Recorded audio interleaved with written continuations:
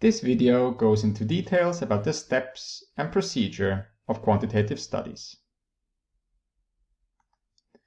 The quantitative research process for the collection of primary data can be divided into 5 phases. The first phase concerns the formulation and specification of the research problem. The decisive factor is the formulation of the hypotheses. This may sound very academic, but in the end, every company has a hypothesis prior to conducting a market research study. For example, it could be that sales have collapsed and the company says, "Oh, we went too high with the price in the last quarter."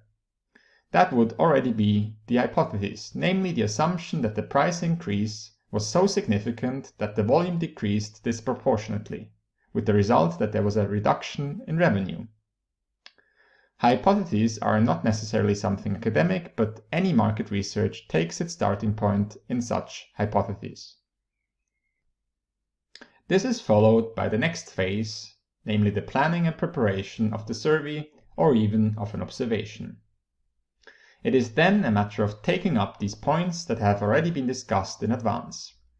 How many participants have to be surveyed, and which participants? Is it a representative sample of the population? Or are they simply older or younger people, or people from a certain region? In this step, the original plan has to be implemented.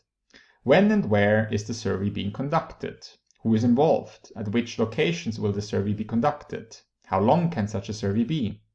It certainly depends on the location. In a pedestrian zone, a survey can only be short, while in a shop, for example, you have the opportunity to discuss a subject with customers for a longer period of time. The next phase is then the actual data collection. This may be done by a market research company that carries out the data collection, or you can go into the online world from the outset.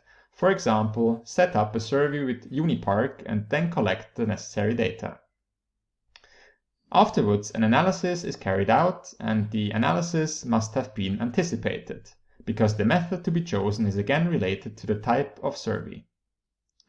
Depending on how extensive, with which scale, and which technique one has surveyed, there is a certain repertoire of techniques to choose from in order to carry out the actual data analysis. Depending on how one wants to analyze, the previous process must have been designed accordingly. This data analysis then results in a report. These can be simple PowerPoint slides, this can be an actual report, but they can also be design recommendations, for example for the price as mentioned in the initial example. In which direction should the price go? How much should it fall? What could be possible price points? But it can also be about product design, about advertising design. One can imagine many things here, which can then be derived from the data analysis in terms of action implications. In the lecture, we will take a closer look at some examples of studies and their specific procedure.